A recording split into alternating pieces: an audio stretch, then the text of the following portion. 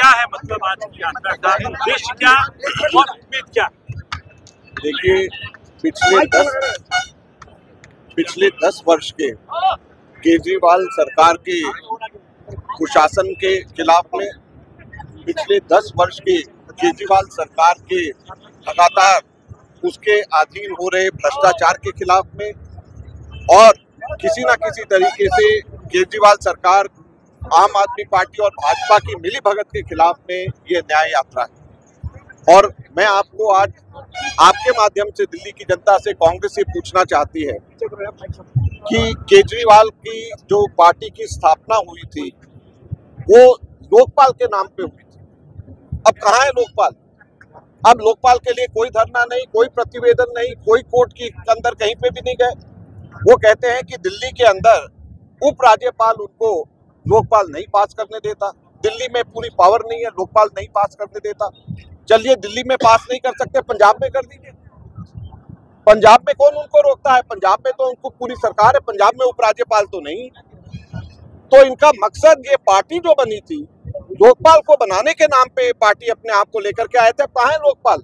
इसलिए लोकपाल नहीं बना रहे क्योंकि इनको डर है कि लोकपाल अगर बनेगा, जिस लोकपाल की ये बात पहले करते थे, तो लोकपाल अगर बनेगा, पूरी पावर उसको मिलेगी, तो सबसे पहले जेल केजरीवाल को ही भेजेगा लोकपाल। इसलिए लोकपाल को नहीं बनाया जा रहा। 2 रुपए का पेन जेब में जो आदमी रख करके चलता है, 175 करोड़ रुपए का शीश महल अपना बना लेता है, करोड़ों रुपए के जिसमें पर्दे वो रख लेता है, कालीन करोड़ों रुपए के रख लेता है, तो क्या भारत की राजनीति को ये इस प्रकार का उदाहरण देना चाहते हैं? आधे से ज्यादा मंत्रिमंडल भ्रष्टाचार के अंदर लिप्त है। कोर्ट ने संज्ञान दिया, जेल भेजा, और आज ये कहते हैं कि हम भ्रष्टाचार को मिटाने आए हैं, जबकि इनके खुद के मंत्री आधे से ज्यादा भ्रष्टाचार के चार्जेस, सीरियस चार्जेस उसके अंदर हो रहे हैं। जब ये ऑपोजिशन में थे तब तो ये कहते थे कि जिसके ऊपर चार्ज लग जाए उसको अपने पद से इस्तीफा दे देना चाहिए। अब क्यों नहीं इस्तीफा दे रहे? भ्रष्टाचार के चार्ज भी लग गए, जेल में भी रह गए, इस्तीफा नहीं दिया। बाहर आकर के चुनाव से 4 महीने पहले इस्तीफा दिया ताकि 4 महीने बाद फिर से बन जाए।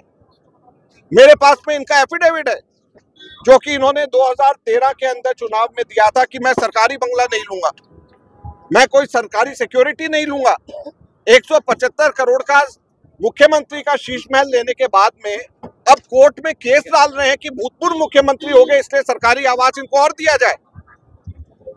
तो मैं दिल्ली की जनता को बताना चाहता हूं कि बहुत हो गया इस तरीके का प्रचंड। आज पूरी दिल्ली के अंदर कैपिटल एक्सपेंडिचर खत्म होता जा रहा है। सड़कों पे गड्ढे हैं, गड्ढे तक ठीक नहीं हो रहे, बसें नहीं आ रही, मेट्रो नहीं बन रहे, फ्लाईओवर नहीं बन रहे।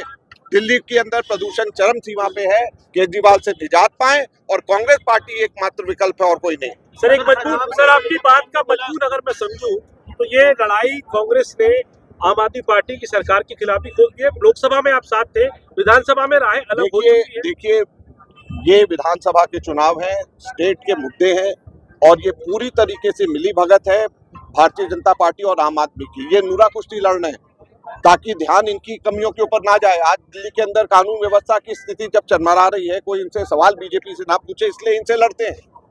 ये नूरा कुश्ती है ताकि इनके ऊपर बात, इनकी अपनी विफलताएं सामने ना आए।